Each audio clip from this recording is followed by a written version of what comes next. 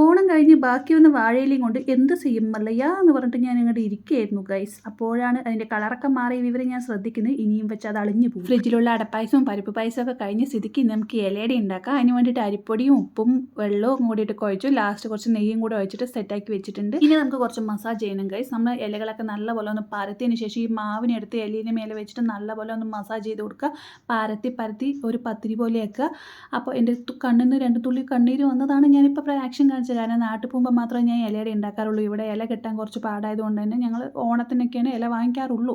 അപ്പോൾ ഇലയിലേക്ക് നമ്മൾ മാവ് പരത്തി ബെല്ലം വെച്ചു, തേങ്ങയിട്ടു, സിമ്പിളായിട്ടുള്ള ഒരു ഇലയുടെ നമ്മൾ തയ്യാറാക്കിയിട്ടുണ്ട്. അങ്ങനെ എല്ലാം പ്രിപ്പയർ ചെയ്തതിന് ശേഷം നമ്മൾ ഇഡ്ഡലി പാത്രത്തിൽ വെള്ളമൊക്കെ വെച്ചിട്ട് നമ്മളിതിങ്ങനെ ആവി കയറ്റി വെക്കാൻ വേണ്ടി പോവാണ് ഗൈസ്. ഇലയുടെയും കൊഴുക്കട്ടയൊക്കെ പണ്ടേ എനിക്കൊരു വീക്ക്നെസ് ആണ് ഗൈസ്. അപ്പോൾ നാട്ടിലൊക്കെ പോകുമ്പോഴാണ് ഇതിങ്ങനെ ഉണ്ടാക്കാറ്. ഇപ്പോൾ ഇവിടെ വെച്ചിട്ട് ഉണ്ടാക്കുമ്പോൾ എനിക്ക് ഭയങ്കരമായിട്ട് സന്തോഷം തോന്നുന്നുണ്ട്. അത് ഇല ബാക്കിയുള്ള ഇല കുറേ കേട് വന്നാൽ ഞാൻ കളഞ്ഞു കേട്ടോ. അതിൽ നല്ല ഭാഗം മാത്രമേ ഞാൻ എടുത്തിട്ടുള്ളൂ.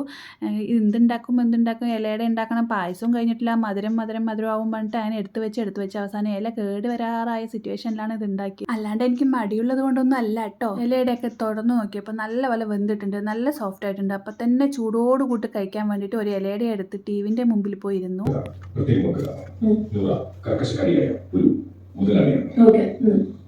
ഈ സൗണ്ട് കേട്ടപ്പോൾ തന്നെ നിങ്ങൾക്ക് മനസ്സിലായില്ലേ ഞാൻ ഏത് പരിപാടി കണ്ടിട്ടാണ് ഇത് കഴിച്ചുകൊണ്ടിരിക്കുന്നത്. അങ്ങനെ നല്ല ചൂടൻ ബിഗ് ബോസ് ഒക്കെ കണ്ടുകൊണ്ട് ഞാൻ ഇതെല്ലാം കഴിച്ചു. ഇത് കഴിച്ചുകൊണ്ടിരിക്കുമ്പോൾ എനിക്ക് നല്ല സന്തോഷം തോന്നി. അപ്പോൾ ഈ ചെറിയ വീഡിയോ ഇഷ്ടപ്പെട്ടാൽ മറക്കാതെ ലൈക്ക് ചെയ്യുക. അടുത്ത വീഡിയോയിൽ കാണുന്നവരെ ടാറ്റാ ബൈ ബൈ.